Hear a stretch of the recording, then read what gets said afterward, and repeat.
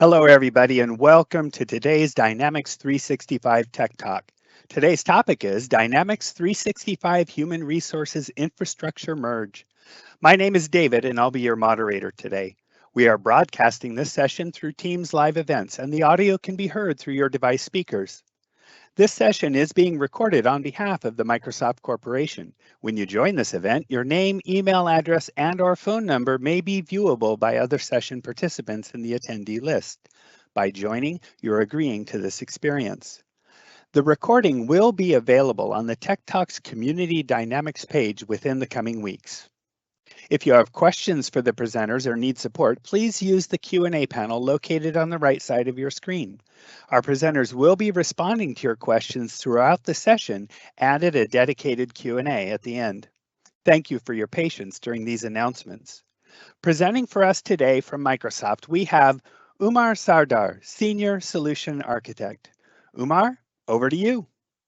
Thank you, David, and thanks everyone for joining this Tech Talk session. I also have one of my colleagues from Fast Track, Adil, who is a senior solution architect from Fast Track team.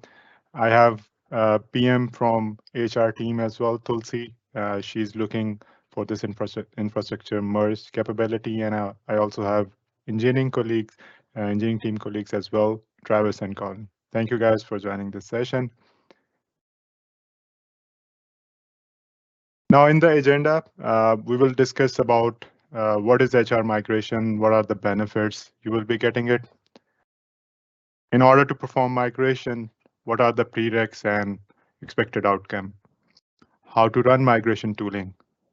And one migration process completed, what will be your post-migration steps? And finally, Q&A session. Quick background about what is HR migration.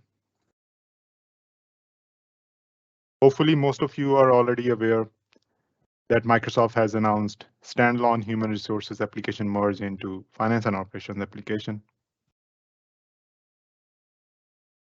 When we talk about benefits, one of the core objectives is to have clarity on human resources functionalities with Dynamics 365. Like human resource as a module is available in finance and operations app and also available as a standalone application. Another benefit with infrastructure merge is extensibility improvement. In standalone HR app, you cannot create extensions just like you do in F&O applications. Only options for customizations are from personalizations, custom fields, and extension through Dataverse like Power Apps, Power Automate, and so on. With infrastructure merge, F&O extensibility capabilities will be available for human resources as well. We also want to enhance journal capabilities. There are features available in finance and operations and not available in standalone human resources platform and infrastructure. Quick example are the requirement of Power BI reports in HR. In finance and operations, we can add Power BI reports, but we cannot do it in standalone human resources app. Another example is to utilize Azure Data Lake Export feature for advanced analytical requirements. And we also want to make sure that ongoing innovations happening in platform become available for human resources as well. Now let's talk about migration for implementation with standalone human resources implementation versus implementation having both finance and operations with human resources application as well. There is one thing which we wanted to clear is that the migration is your lift and shift migration from your human resources standalone application to finance and operations infrastructure. And the merge is when you are done with your lift and shift migrations, meaning from standalone applications to finance and operation infrastructure, then you merge your finance and operations newly merged environment to your existing finance and operation environment if you have that case. In both cases, one of the common process will be lift and shift existing standalone human resources application infrastructure to finance and operations. By executing this process, you will create new LCS project, which I will show you in a demo momentarily. This will be mostly automated, where your database, blob storage, and other infrastructure stuff will move to new infrastructure from backend processes. This is mandatory step for customers when they are doing migration. Now, in second scenarios where customers have finance and operations implementation as well, just like I mentioned before, once lift and shift process is completed for standalone HR app, customer can merge human resources and finance and operations environments. Important thing to highlight here is that we do not require this step, and it depends on individual implementation strategy.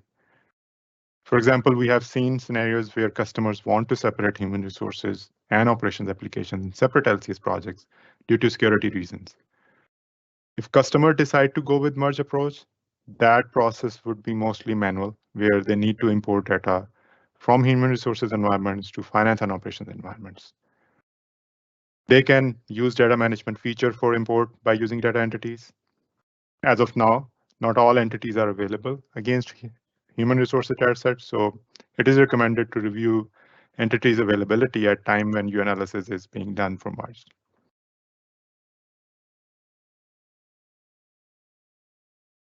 So from high level, when we talk about transition timeline, all human resources features are now available in finance and operations.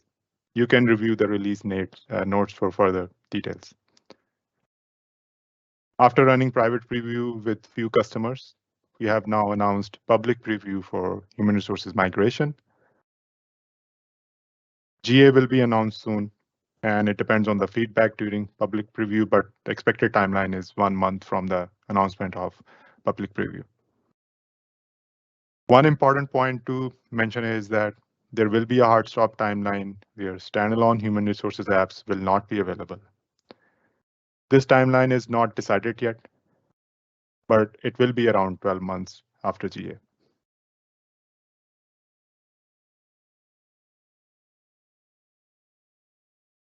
So for merge timeline, the merge process, which is your second steps where you merge your migrated infrastructure, human resources environment to the existing finance and operation environment. We are still in process for finalizing tool and processes for merge. From recommendation perspective, please do not merge directly from your standalone human resources application to your existing finance and operations apps, because most of the heavy lifting will be done through the tooling process. So everything will be moved by the tools and you don't need to do it manually. Merge processes should be performed from migrated HR environments to your existing F&O environments. Based on the availability of migration tooling, we are recommending that you should not be waiting for all the tools and entities to become available. Our recommendation is to start working on the analysis and design strategies for your migration of the merging. Now, before you execute migration process, there are a few prereqs which you need to perform and understand. You might have already multiple LCS projects for your existing implementation. With this migration, a new LCS project will be created. Migration tooling will do everything for you in background. You don't need to merge database or environments. Downtime will be minimal during this migration process. It would be around 3 to 4 hours for tooling to complete the migration in the background. Most importantly, you need to analyze and prepare for integration migration, because as after the migration is done, you will have the new URL and the new LCS project in F&O infrastructure. Now let's talk about prereqs for executing migration processes and tooling. You need system administrator account for LCS and Azure DevOps. Ideally speaking, it should be the same user which you are using in your standalone human resources application administrative purposes. Or if due to any reason you cannot use that one, the new one should have administrative privileges for creating LCS project and managing DevOps. You must migrate Sandbox before production. And before you execute migration process in Sandbox, our recommendation is to first refresh your existing standalone human resources environment for production, so you can have updated data and configuration in your Sandbox, and then you execute the Sandbox migration. You should copy your Dataverse environment before executing migration for Sandbox. LCS project onboarding is required steps in LCS, and then migration options gets enabled. If required, you can keep using your existing standalone human resources sandbox after migration. But once the production migration is done, you cannot access your standalone human resources production and sandbox environment. So the important thing for analysis part is when you're preparing for migration, you need to document a list of all of your integrations. You need to document a list of all the entities you are using in Dataverse. Document a list of all your business processes and test cases if you don't already have this from your original deployment. Document a list of your customization to HR and the Dataverse. Now let's review how to perform HR migration. As we discussed, it is recommended to copy your Dataverse environment associated with your standalone human resources sandbox environment. So why we need to do copy? It is because you cannot associate your existing standalone human resources sandbox and migrated human resources environment to a single Dataverse environment. In production, you don't need to do the copy. It will be associated to the same Dataverse environment. I have created a blank Dataverse environment before this demo, and we will be using that environment during copy operation. So we need to go to the Power Platform Admin Center, and we need to go to the environments, Dataverse environment, which is associated with our sandbox environment. And over here, we have an option to do the copy. We need to click on copy, select everything, and then we need to select the environments where we need to do the copy. Click on copy. And after the confirmation, the copy process will initiate in the background. It will take some time to complete it. For the sake of this demo, I will skip the waiting part and will go to the time when it is completed. As you can see, it is now completed, and we can also review the history as well from the logs. In my scenario, it took 21 minutes, but it depends on the database volume and customization in your Dataverse environment. Now, in next step, we will see how to perform HR migration. So once you have enabled your public preview feature in your tenant, you need to go to the LCS, create a Dynamics 365 implementation project. You need to provide the project name and description, and there is a project custom type dropdown, and you need to select the human resources migration data type from this dropdown. After clicking on I agree, click on create. And now your LCS project for your human resources data migration purposes is going to be create. And you will see the environments based on your licenses. But you can notice that the migrate HR button and configure button is disabled. So for that, you have to first complete your project onboarding in LCS. And in project onboarding, you need to fill in the project information, the name, the description. And then there is a drop down regarding your partner information. If a partner is engaged, and you need to provide the partner ID.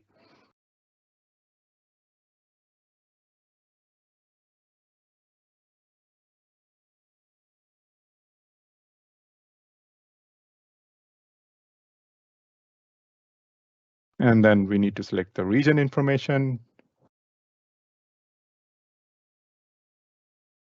In our case, the legacy system would be others, the data center. And at the bottom, we need to select the licenses information.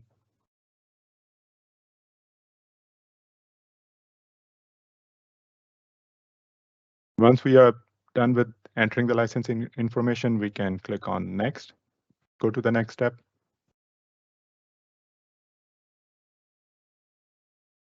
And this project scope, we need to select the Dynamics 365 products which we are using. If you're using Commerce, WMS, project operations. In my case, I'm selecting human resources. And under Power Platform section, I'll be selecting Power Automate, Power BI, and Power Apps. I'll also be going to select Integrate with Finance and Operations option as yes. And then I'll click on Next. Now on this screen, I need to define my teams. And for the sake of completing this onboarding, I need to create 2 users who are primary contact for fast track communication. And of course, you can create more team members as well as per your requirement. But 2 users who are primary contact for fast track are required for this project onboarding. I've created first user and I'm going to create the second one.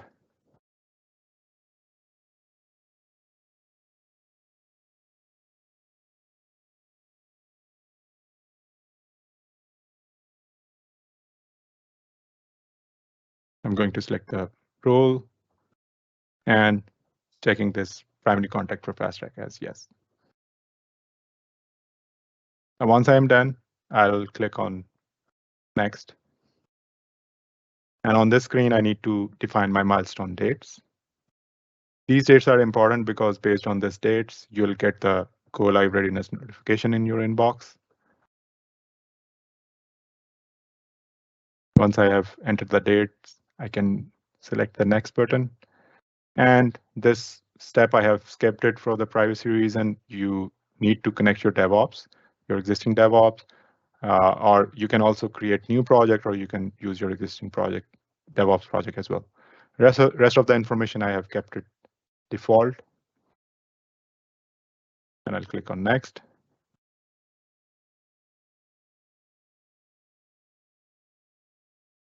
This screen is for fast track communication documentation, and this is standard documentation and best practices. And in the last screen, I'll be clicking on complete onboarding.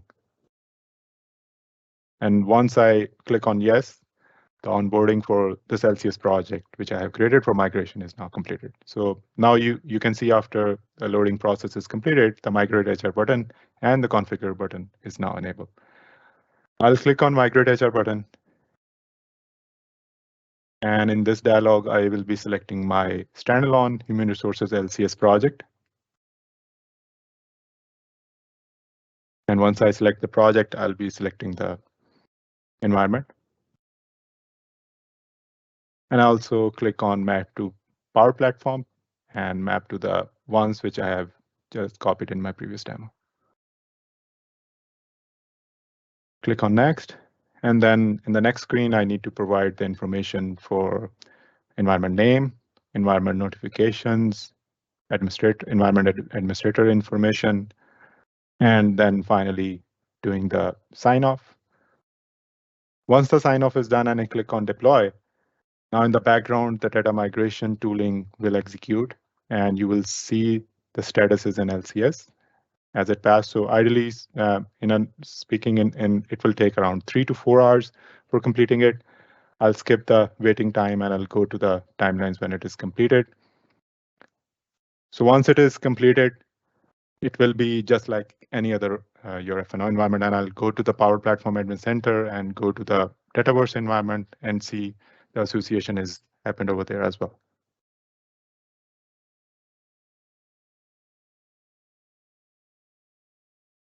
Now in the LCS, I can go to the details of this environment. Just like I mentioned, it is your F&O environment, and you can see all the details and all the administrative tasks you can perform over here as well.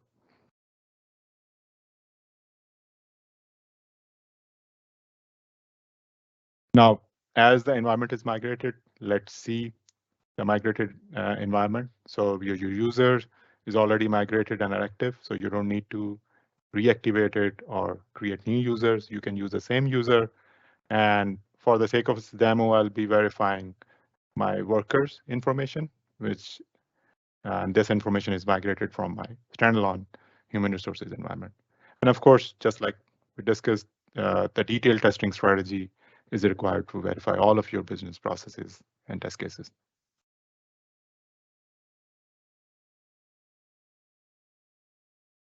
Now, there is a scenario when your migration process can be failed. So in this case, you will receive a message just like that, and you will get a quit.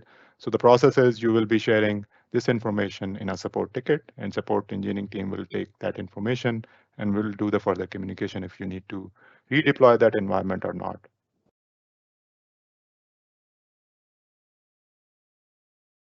Now, once you have completed your migration, there are post-migration steps you need to perform. So what happens next? Uh, just like I mentioned, the process takes around 3 to 4 hours. Once it is completed, you can log into your environment and start testing and validating. Your environment has new URL. You need to manually repoint your integrations, and you need to manually configure dual write maps if required. You can always repeat your migration if required, and for that, you first need to delete migrated environment from FNO LCS project and then rerun the migration process. You can also configure FNO environment without migration by clicking on the configure button, and you can maybe refreshing the database from another sandbox environments where you have already performed migration. So test your business, each business processes just as you would do for any other software update. Test integrations to validate connections and the data being moved. Test your reporting and analytics, and finally test your cutover processes. There are a few considerations we want to highlight here. For Dataverse and Power Platform, there is no change in schema. Serious syncing is deprecated and it is replaced with dual write maps. For BYOD, no change in schema as well. It is recommended to refresh your entity list and perform a sync once an environment is available after migration. If you are using OData for your integration scenarios, the OData endpoint URL would be changed. You need to repoint your integration and perform the cutover rehearsals. For data integrator, no change for production, but for sandbox, you need to make new connection. If you have multiple FNO environments, then you need data integrator to perform syncing between those. It will be applicable for merge scenarios, which we discussed in the earlier slide. If you need dual writes, evaluate first which entities you need to enable before syncing. Do not enable dual writes maps for all entities. You need to install dual writes package for human resources from Power Platform Admin Center. And most importantly, test your dual writes syncing once you are done with dual write mapping. Now let's review for setting up dual writes package for Dynamics 365 human resources. So you need to go to the your LCS environment, going into the details where you can see all the details and can do the administrative tasks just like we discussed.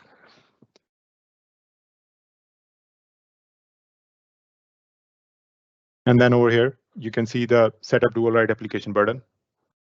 Click on that, click on I agree, and then click on configure. So it will trigger the dual write package installation in the background, and your LCS status will change. And once it is done, and of course it will take some time, I'll skip the waiting time. It will change back to the deployed status. Now it is deployed. The next step which you need to do is to click on link to Power Platform environment button, and it will also take a few minutes. Once this process is complete, you will see the success linking message over here.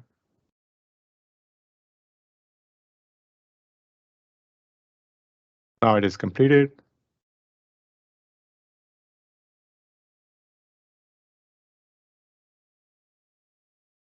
Now let's go to the Power Platform Admin Center, and where we will go to the Dynamics 365 apps and search for human resources dual write package, and we will click on install button.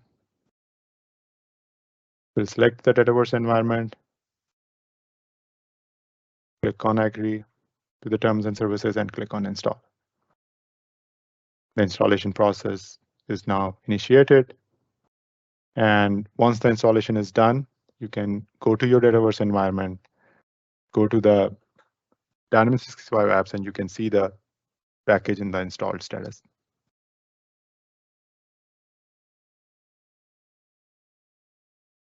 Now, as the Developed package is installed, let's go back to the finance and operation application, where we will go to the dual ride setup screen, and we will apply the solution over there.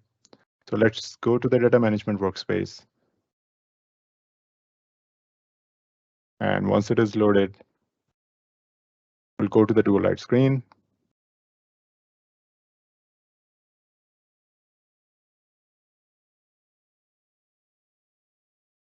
Click on dual ride tile. And you can see there is no entities are currently available over here, so we need to apply the solution. And we will select the Dynamics 365 Human Resources solution and the core entity maps as well.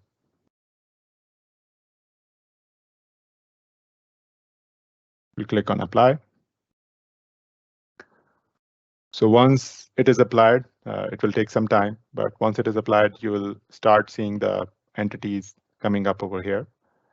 And just like we discussed, you can then need to enable the mapping for the entities which you needed. So you can see now the human resources entities are coming up here.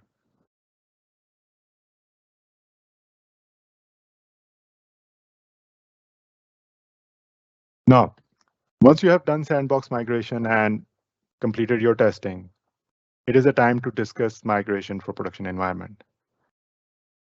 You will get go live readiness email 30 to 60 days before your go live date, which you have set in the LCS. You must migrate one sandbox before you can migrate the production.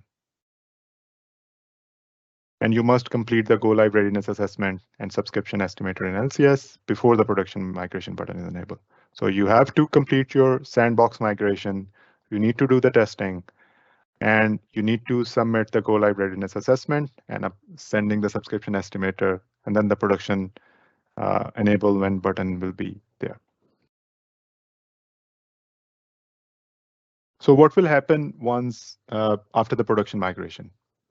So existing Dataverse remains linked to your new production environment. So this is the difference between sandbox migration and production environment. Old production environment and LCS are disabled and cannot be accessed anymore, just like I mentioned earlier. You must relink your integrations and perform any other cutover steps as you did in your sandbox. Documentation is available explaining migration processes, FAQs, and best practices. And as I mentioned earlier, we are currently in public preview and will go to the GA based on the feedback within a 1 month approximately timeframe from the public preview date. We have one dedicated Yammer group for human resources migration, where we are onboarding customers and partners to share their feedback for migration. Link will be shared along with this deck. Okay, so now I'll stop here for Q&A. Adil, do you want to highlight a few of the questions? Sure, Omar. Sure, thank you. Sorry. We had a question or two in the chat. We have answered those. So I'm going to pick up some of the questions that we had been getting from the other session, as well as from previous customers. And yeah, the very common question that we get is, will the custom fields and the data they contain, will they be brought forward automatically during the merge? Sure. Yeah, so all the data, everything, your personalization, we also receive questions regarding batch jobs, everything, your security roles, it will move to your newly migrated environments because we are moving your database during the migration process. So yeah, that is one thing. This deck will be available as well after this presentation. So that question was also asked as. Yep. And what about the HR teams? And maybe I'll answer that as well. So there is with the standalone HR app, there is a Teams app for leave and absence.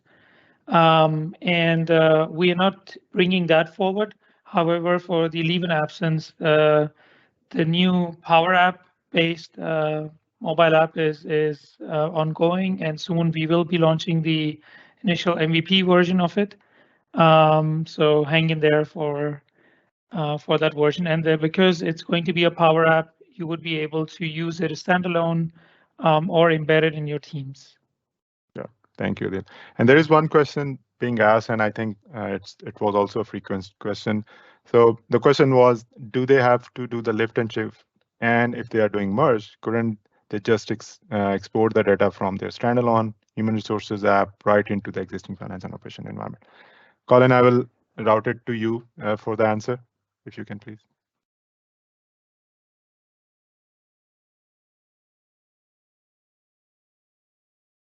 Yep. Sorry, I was going through and looking at questions here. So the question was going through and doing a lift and shift versus a merge. Is that correct? Yep, exactly. Why cannot we simply export the information out of our standalone human resources environment and directly import it to our existing finance and operation environment? Yep. So the guidance there is to go through and do the migration, then the merge. In many customers' environments, we have a timeline that we have to go through and do for a shutdown of the HR standalone service. By going through and doing the migration, then the merge, the customers have the ability to go through and be on their own timeline in which they can go through and consolidate the two environments into a single environment on their side. With that also being said, is all of the new enhancements are coming on the finance and operations platform over the HR side. So while a customer could, in theory, go through and do a merge from HR directly, there's going to be some functionality gaps between the HR standalone and the migrated environment from which HR goes into on that side. So between those two things, the functionality gap for the merge scenario and the customers being able to do so on their own timeline, that is why we're providing the guidance to go through do the migration and then the merge. Thank you, Colin. It was really helpful for the detailed answer. The next question is, can new customization be applied to the migrated environment via the package same as an FNO? And the answer is yes, because at the end, you will be getting the finance and operation environments. All the capabilities which you get in finance and operations, the one version capability, it is going to be applied to your migrated environment as well. There is a question, Omar, a new one that just came up. What will happen with the documents which we store within Dynamics 365 HR, active document tables, worker table? Will those be copied to the new FNO environment? Yeah, so if the documents, if the question is related to the attachments, if I understood it correctly, so the attachments which are stored in the Azure Blob storage is also being migrated to your new FNO infrastructure environment as well. Right, and if they are URLs. Adil, I'm sorry. Yes. Go ahead. On the attachment side of things, if you're going to go through and do a environment merge, then that would be an important thing for customers to get across. In the merge scenario, the team is working on expanding out the attachment entity footprint, which will allow for an export and import of attachments between a migrated HR environment and the environment they wish to merge into. So both in the migration and the merge scenario, the majority of attachments should be available for both scenarios. Great, that's good. There is a question on license, which I can take quickly, is will the new customers still only be required to buy 5 HR licenses? So yes, this whole migration and the lift and shift is not impacting the licenses. And the HR licenses, whatever is the contract you have, or the existing license guide will remains the same. Then we have are all common data model CDM currently covered by HR integration also mapped in dual write? So the dual write stuff is, for example, now you have a dual write and you have the entities and maps available for human resources perspective. And help me, Travis and Colin, if you need to add something on that. So you need to enable those maps by installing the dual write package, which I just showed you, and then test your syncing between your FNO, the human resources new infrastructure, and Dataverse.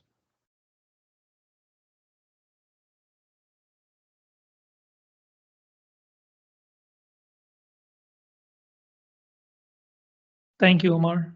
Let's quickly go through some of the other questions as well.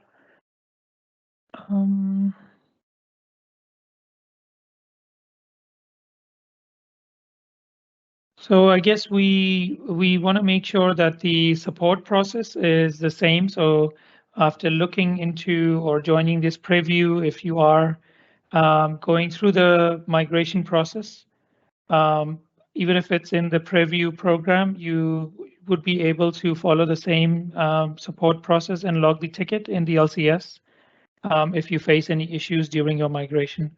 Just make sure to copy the error that you're getting into the ticket and provide it to the support team. Yeah, and there is one series of questions as well regarding the integrations where the customers, if they are using the integrations with external system, just like I mentioned in my presentation, the URL is now new. So you need to now change the URL, but of course the permission and the rest of the stuff will remain same. If it is same in your organization, but you need to change the endpoints and re-verify your integrations. For example, if you are using logic apps, you need to go to the logic apps and change the URL of and put it the new environment URL over there.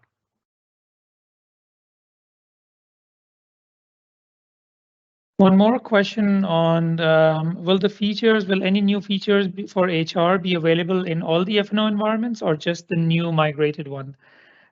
So the HR functionalities are available in all the FNO environments and including the ones you are migrating, but even the ones that you have currently in FNO, you should be able to enable the new HR capabilities. One thing which is also true that the standalone app, though, the HR standalone app, we have stopped providing any new functionality updates. We are still maintaining them, providing the fixes. However, all the new functionalities since last couple of months, I would say since 10.0.28 or 27, where we introduced the full HR solution in FNO. Since then, we have only been providing updates to the FNO app, which obviously is another big reason for you to migrate to the new infrastructure. Okay, the next question is, how do we move data between migrated HR and finance? So in this scenarios, you can use data integrator to sync data between that. This is one of the options by using the Microsoft tooling. Another option is, which I have seen also, as that some of the customers using different approaches. Some were using BYOD, and then from there they have written some of the logic apps to move the data between these two environments. But from the Microsoft tooling perspective, you can use data integrator to move data between migrated HR and your existing finance and operation environment. Okay, so let's review if there are any other questions which we need to answer.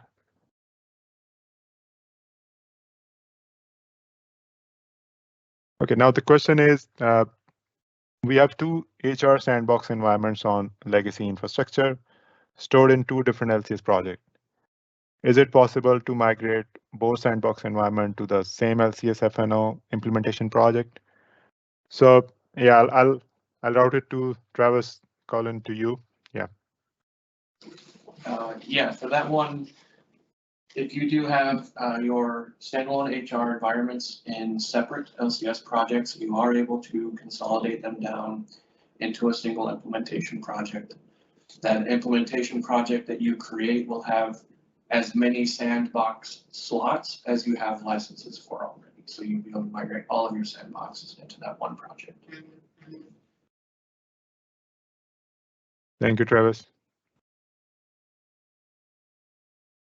Let's quickly check if there are any other questions left.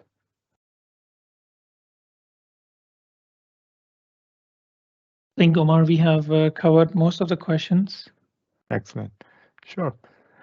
And yeah, I think if we are done with the Q&A, David, over to you. All right, fantastic. Thank you, Umar. I've posted a link to a short survey in the Q&A panel, and we'd like your feedback on today's session and hear what you'd like to see in future events. Thank you for your participation. As a reminder, the recording of today's session will be available on the Tech Talks Community Dynamics page within the coming weeks. I'd like to extend a big thank you to our presenters and audience for joining us today.